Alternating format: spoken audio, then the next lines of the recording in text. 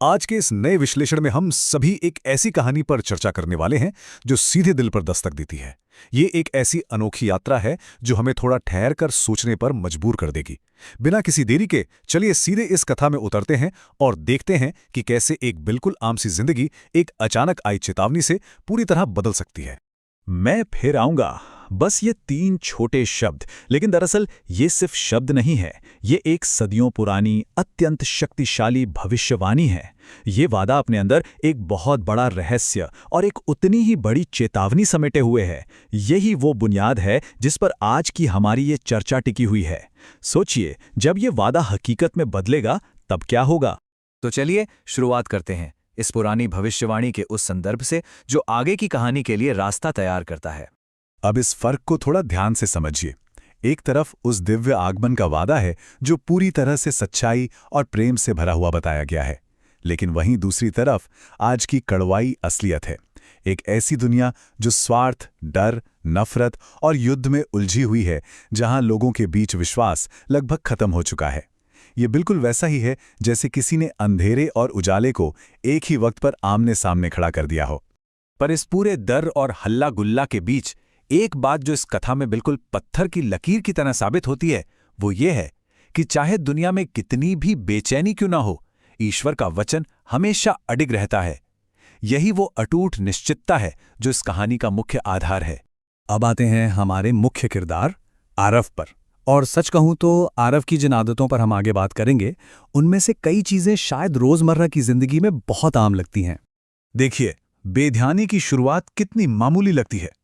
रात रात भर जाकर फोन चलाना, फोन की ऐसी लत कि सुबह लेट उठना, पढ़ाई गायब और आत्मिक जीवन, प्रार्थनाएं छूट रही हैं और आत्मिक कार्य बस एक रसीदी फॉर्मेलिटी बनकर रह गए हैं। ये इस बात का साफ सटीक उदाहरण है कि कैसे हमारी छोटी छोटी आदतें और आधुनिक तकनीक धीरे धीरे हमारा सबसे कीमती वक्त और ध्यान निगल जाती हैं। इस लापरवाही के बीच एक और बड़ा विरोधाभास सामने आता है। एक तरफ मां की फिक्र और चेतावनी है, हर दिन तैयार रहो, और दूसरी तरफ आरव का वही घिसा पिटा टाल मटोल वाला जवाब, अरे मां बहुत टाइम है, बाद में सब ठीक कर लूंगा, बाद में कर लेंगे। कल पर टालना हम इंसानों की सबसे पुरानी और क्षणिक आदत है ना? हम अक्सर भूल जाते हैं कि कल का कोई भरोसा नहीं है। घर के बाहर भी चेतावनियां कम नहीं थी। चर्च में पादरी ने बिल्कुल साफ शब्दों में कहा था कि ये आगमन अचानक होगा, बिल्कुल रात के अंधेरे में आने वाले एक चोर की तरह, बिना किसी आहट के। जो तैयार नहीं होगा वो बस देखता रह जाएगा। लेकिन इतनी गहरी बात भी उस वक्त आरव के दिमाग की दीवार को नहीं तोड़ पाई। वो अपने ही ख्यालों में मस्त था। और फिर कहानी में आता है वो भयंकर मोड़, एक ऐसी रात जिसने हमेशा के लिए सब कुछ बदल कर रख दिया।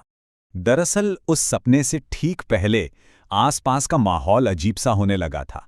शहर में अजीबोगरीब घटनाएं, युद्ध और प्राकृतिक आपदाओं की खबरें रोज आने लगी थीं। लोगों के बीच एक डर बैठ गया था कि कहीं दुनिया सच में खत्म तो नहीं होने वाली। ये बाहरी डर बिल्कुल उसी भविष्यवाणी की तरह था जिसने आरव के अंदर आने वाले तूफान के लिए मंच तैयार कर दिया था। सपने में जो हुआ वो किसी रोंगटे खड़े कर देने वाले दृश्य से कम नहीं था। एक झटके में आसमान का एक तेज रोशनी के साथ फटना, फिर उन तुरहियों की गगनभेदी आवाज, बादलों पर वो रूप नजर आता है, और तभी आसपास के लोगों के बीच डर और चीख पुकार शुरू हो जाती है। ये एक ऐसा झलक था जिसने आरव की रूह तक को झकझोर दिया। उस पूरी अफरा तफरी, उस भयंकर शूर के बीच उस सपने में एक आवाज आती है, एक ऐसा सीधा सवाल जिसने दिल को चीर दिया, क्या तुम तैयार हो? उफ, बस इस एक सवाल के बोझ से आरव ठंडे पसीने में नहाकर नींद से जाग उठा।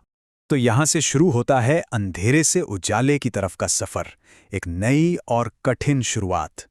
सोचिए उस वक्त उसकी क्या मनोदशा रही होगी।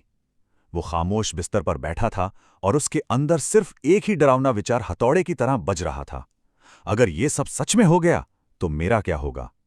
यही वो टर्निंग पॉइंट था जहां वो डर, अहंकार और लापरवाही एक बहुत ही गहरे पछतावे में बदल गई।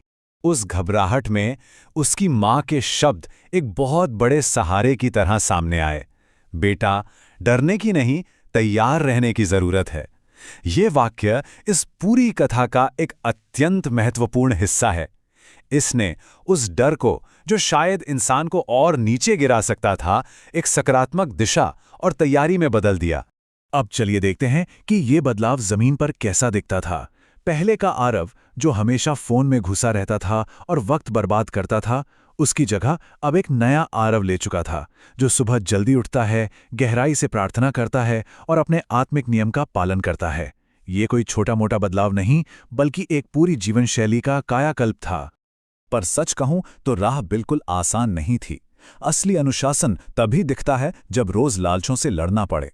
दोस्तों का रोजाना मजाक उड़ाना, फोन की वो पुरानी और आसान लत का बार बार वापस आना और फजूल के नियंत्रणों को ना कहने की हिम्मत जुटाना।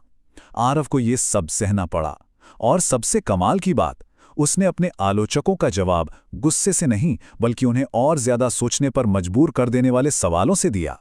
खैर, जैसे जैसे हम इस विश्लेषण के आखिरी पड़ाव पर पहुंचते हैं, चलिए उन मुख्य सीखों को समेटने की कोशिश करते हैं जो हमने इस यात्रा से निकाले हैं। यहाँ कुछ खास बातें उभर कर सामने आती हैं। पहली, वो भविष्यवाणी निश्चित है और उसकी तैयारी एक दिन में नहीं होती।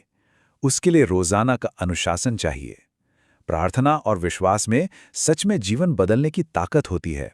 हमारा वक्त बेहद कीमती है, इसे मोबाइल स्क्रीन्स पर गवा देना ठीक नहीं है।